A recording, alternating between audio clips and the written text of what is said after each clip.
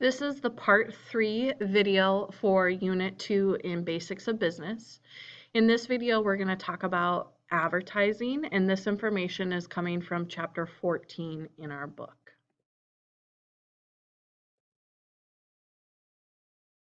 The key concepts for this is you will need to know why companies advertise. You'll need to know different types of media, and you'll need to be able to explain what media planning is. So advertising is defined as the public promotion of something such as a product, a service, a business, or even an event to attract or increase interest. I want you to think of where you have personally seen advertisements.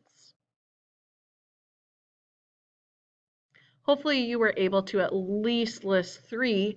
We see advertisements everywhere, from the side of the road, on billboards, to the radio, to social media.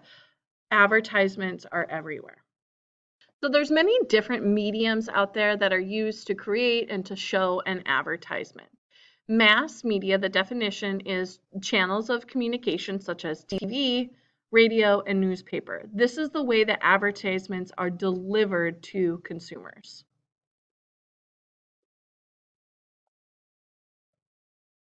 So our first type of media is print media, and print media is going to use words and photos to communicate their message. So an example of print media is newspapers. It does say that newspapers are the main advertising medium in the United States. I would say that we're probably seeing a decrease in that. A positive about newspapers is that they're able to target people in a certain area. So let's say that I have a business that is located in the Fargo-Moorhead area. I could advertise in the Fargo Forum, and I'm able to target then people just within that area. The bad thing about newspapers is that they have a short lifespan. Most people only keep a newspaper for one day, and then hopefully they recycle, but they're not going to continue to look at that newspaper. So with a newspaper advertisement, we really have one chance for the person to look at that advertisement, and then it's gone.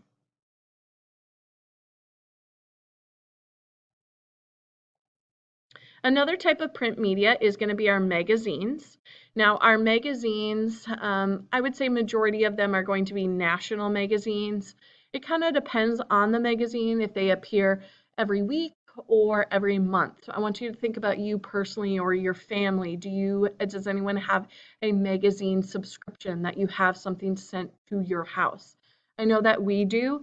We have a couple of them that are sent to our house, and I think most of them are going to be monthly national magazines. Now, a great thing about magazines is that we are able to reach people all over in the nation if we want to advertise in those national magazines. But we also have local magazines that we're able to advertise. So again, if I'm that business in Fargo, I'm able to find some local magazines that I can advertise in and just reach people in the Fargo-Moorhead area. Now, magazines have a little bit longer lifespan than newspapers do. People usually take a little bit longer to read a magazine than than newspapers, and they often keep them for a longer period of time, even if maybe they've read them.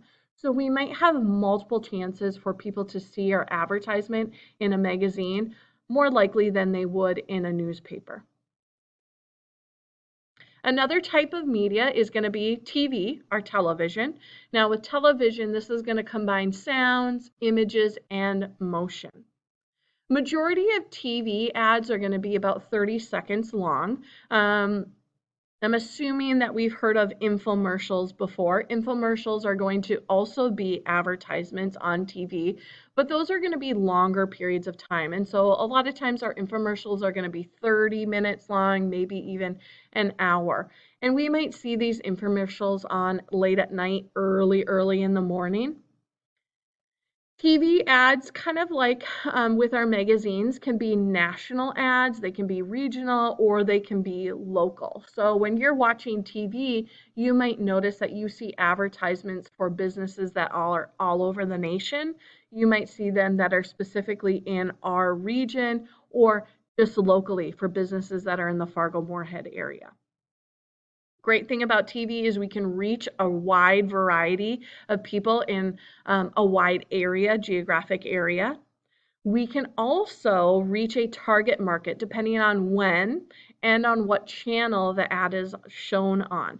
So this is really important, and we can do this in magazines as well, but we want to think about who is reading that magazine, and or when we're talking about TV, who is watching that channel or that TV show. So let's say that I have that kids product, that toy that I'm trying to sell.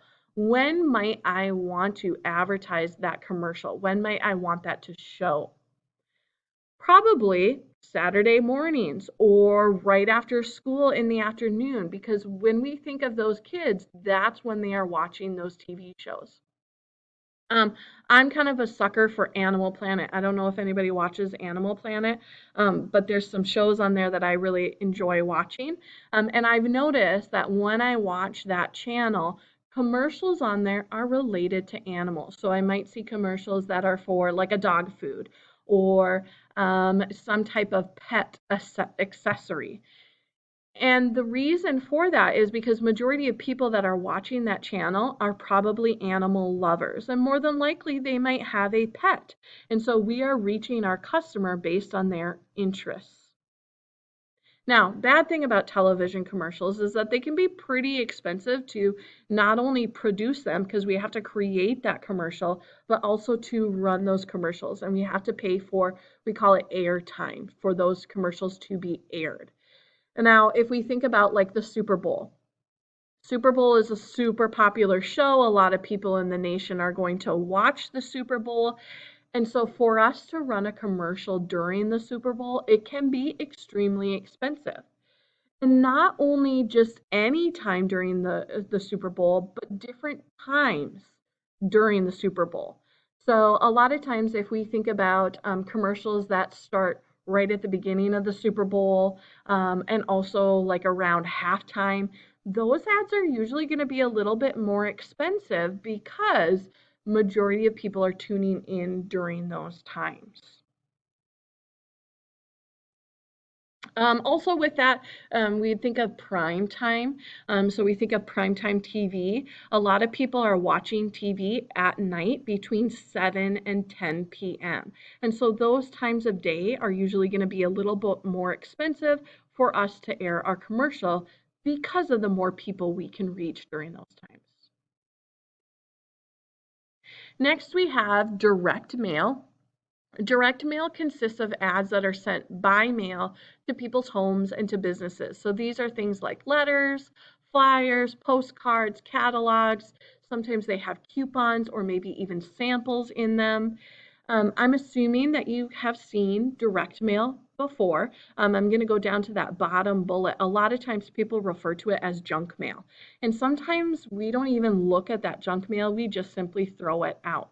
So a lot of times when I get the mail, I'll see that I might have maybe 2 pieces of direct mail a day. It might be those flyers or those postcards, those coupons. This is actually the biggest advertising medium after TV and newspapers. It allows people, businesses to reach a specific target market. And really, when I talk about that, I'm talking more about a geographic area. So let's say that I'm a new business opening up in the Osgood area. I might want to put together a direct mail advertisement that sends out to the people that live in the Osgood area. Now, this can be expensive because I'm not only paying for the production of that direct mail, but then I also have to pay for it to be mailed out as well. And I have to think about how many people are actually going to look at that advertisement or how many people are going to throw it away. So is it going to be worth the expense? We also have direct advertising, and we're seeing less and less of this. Direct advertising appears in phone books. I don't know how many of you have ever used a phone book before. We do still get phone books delivered to our homes. I'm thinking, I can't remember, but I think it's either like once every 6 months or once a year. Direct advertisement is mainly used for local companies. So let's say that I'm a local pizza place. I might put a quick advertisement in my phone book, in my local phone book.